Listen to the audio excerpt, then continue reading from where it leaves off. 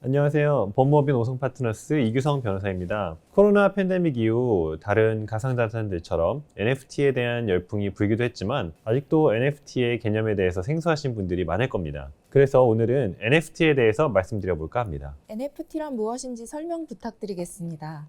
NFT란 한마디로 블록체인에서 확인할 수 있는 고유한 아이디를 가진 디지털 파일이라 할 수 있습니다. NFT는 디지털 자산에 연결되어 있으면서 인증을 거친 토큰입니다. 이더리움 블록체인에 기록되는 경우가 가장 흔하게 찾아볼 수 있는 형태입니다. 그럼 NFT는 우리가 흔히 접할 수 있는 비트코인과 같은 가상자산과 어떻게 다른가요? NFT는 상호 교환이 불가능하다는 것이 다른 코인, 가상자산과 다른 점입니다. NFT는 각각 고유하므로 대체 불가능합니다. NFT의 이름, 즉 Non-Fungible Token도 바로 대체 불가능하다는 뜻인데요. 예를 들어 제가 누군가에게 10만 원을 빌리면 이 돈을 5만 원짜리 2장, 1만 원권 10장 또는 10만 원짜리 수표 1장으로 갚아줘도 됩니다. 실물화폐, 즉 피아트 머니는 이러한 대체 가능성이 있습니다. 비트코인도 마찬가지고요. 그러나 NFT는 그렇지 않습니다. NFT는 세상에 딱 한 개만 존재하기 때문에 대체 불가능합니다. 이러한 대체 불가능성으로 인해 NFT는 원본을 증명하는 기능을 수행할 수 있는 것인데요. 예를 들어 음원, 그림과 같은 예술품의 1:1 원본을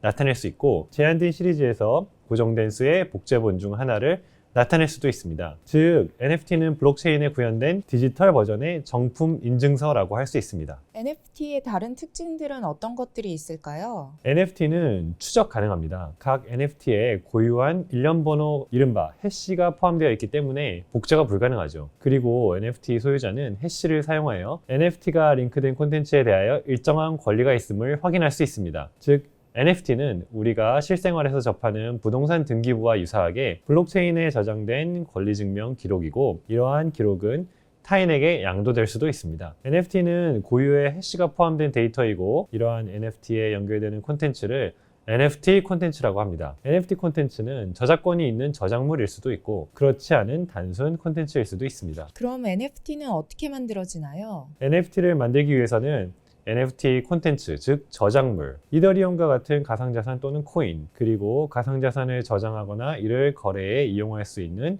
코인 지갑이 필요합니다. NFT 콘텐츠를 이더리움 블록체인에서 NFT화 시키는 것을 민팅이라고 하는데요. 이때 가스라는 수수료 지불이 필요합니다. 이러한 과정을 거쳐 NFT를 생성하면 이를 마켓플레이스 등에서 판매할 수 있습니다. 저작권의 보호를 받는 NFT 콘텐츠에 기반해 NFT를 생성하려면 해당 콘텐츠의 저작권자로부터 허락을 받아야 합니다. 저작권법은 저작권자에게 독점적인 복제, 배포, 공연 및 전시 등에 대한 권리를 인정합니다. 가수가 다른 가수의 음악을 리메이크하려면 원작자의 허가가 필요한 것처럼 NFT 제작자는 NFT 콘텐츠 저작권자의 허락이 필요한 것입니다. 이러한 배타적 권리에 대한 허락 없는 저작물의 이용은 저작권 침해로 인정되어 저작권법에서 규정하고 있는 책임을 지게 될 수 있습니다. 따라서 가상자산 사업자 중 특정 콘텐츠에 대한 NFT 생성 및 유통을 고려하고 있다면 NFT에 업로드하려는 콘텐츠의 판매, 유통이 가능한 법적 권리가 있는지 반드시 확인해야 합니다. NFT의 메타데이터가 포함된 링크에는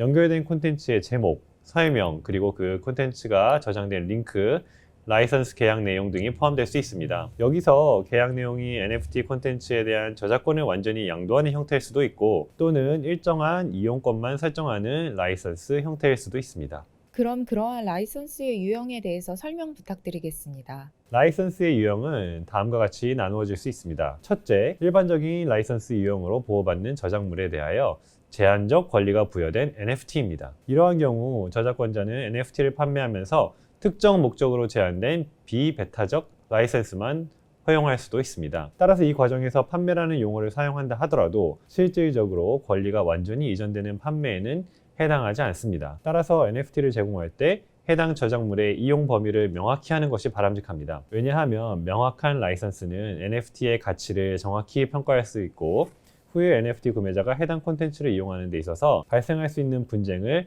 예방할 수 있기 때문입니다. 둘째, 크라우드 펀딩을 위해 보호받는 저작물을 NFT 콘텐츠 형태로 만드는 경우가 있습니다. NFT는 소액 투자를 유치할 수 있는 수단이 되기도 하는데요. 예를 들어 온라인으로 판매되는 음악 제작소에 소액 투자를 유도할 수도 있습니다. 특히 팬데믹으로 수많은 콘서트 등의 공연, 행사가 취소되게 되면서 NFT는 팬들의 참여와 새로운 수입원 창출을 유도하는 방법으로 음악 산업에 이목을 집중시킨 바도 있습니다. 일부 스타트업은 NFT를 통하여 음악 저작권을 분할하여 판매한 사례가 있었고, 이때 NFT 구매자는 분할된 권리 몫에 해당되는 로열티 수익을 받게 됩니다. 이러한 개념은 기업의 주식을 매수하는 것과 유사하다고 할 수 있습니다. 회사에도 대주주가 있듯이 저작권 분할이 이루어진다고 해도 음원 창작자가 일정한 비율, 일례로 30% 이상의 권리를 보유하기 때문에 분할된 권리를 구매한다고 해서 구매자가 그 음원을 마음대로 이용할 수 있는 것은 아닙니다. 따라서 음원을 분할된 NFT 형태로 자금화 또는 유동화하였어도 음원 창작자가 계속해서 자신의 작품에 대한 완전한 통제권을 유지할 수 있습니다. 결국 NFT에 의해 분할된 저작권의 구매자가 누리는 권리는 실제로 로열티 수익에 대한 권리로 제한된다고 할 수 있습니다. 이처럼 아직까지는 다소 생소한 NFT라는 개념은 스타트업에게는 새로운 사업 기회가 되고, 일반 시장 참여자들에게는